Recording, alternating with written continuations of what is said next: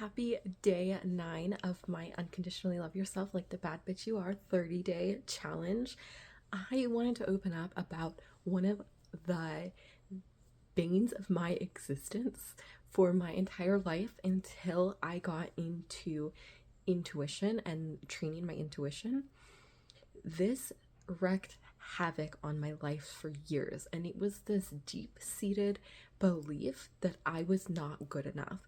I took this belief on as a very young child. Our most formative years are between like literally 0 and 7.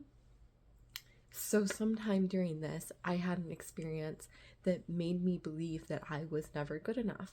And what that translated into was continuous abuse as a child, getting into abusive relationships, getting into jobs that never saw my full worth, never having a bank account that reflected my full worth because I never felt good enough for even wealth and having money and having more than enough to get by.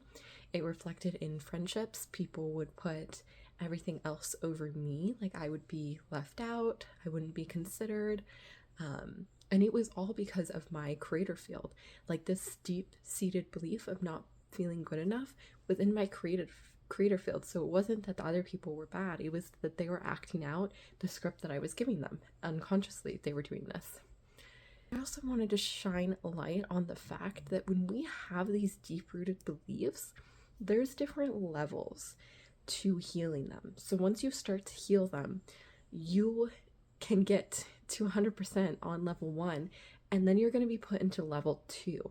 So what this means is you can think about it as like a video game, to where the first level is kind of like easier,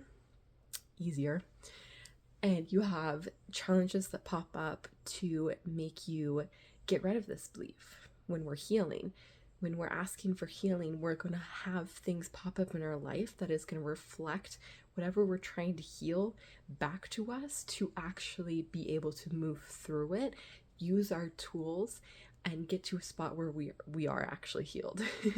So if you're asking for healing and your life blows up, this is why. And then you move on to level 2. Once you get through level 1, you move on to level 2. And then once you get through level 2, you move on to level 3. And with each level, this gets increasingly hard. So since we have 8 areas of life, this means that it could also be that our least important areas are the ones that start to reflect this belief back to us when we're trying to heal. And then when we get up to the higher levels, it starts to come through in the areas of life that we value the most. For me, the areas of life I value the most is career and finances. So even though I've worked through a lot of this deep-seated belief of not feeling good enough, it still pops up in my financial area of life and my career area of life for me to be able to move past it and access higher levels of knowing that I am good enough and falling into unconditional love with myself.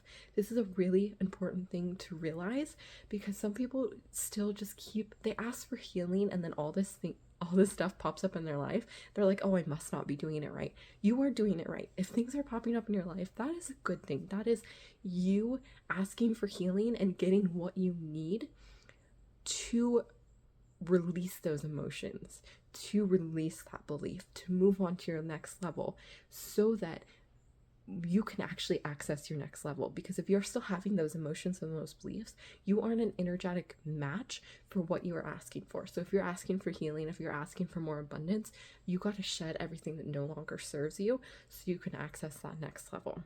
I hope this shines some light on the healing process and just helps you understand that you're not doing it wrong. It just looks different than what you might have thought healing looked like or perceived healing to be. And I hope that you continue on your journey, because it is so beautiful as you move through these different levels and access the abundance and the life that you actually deserve.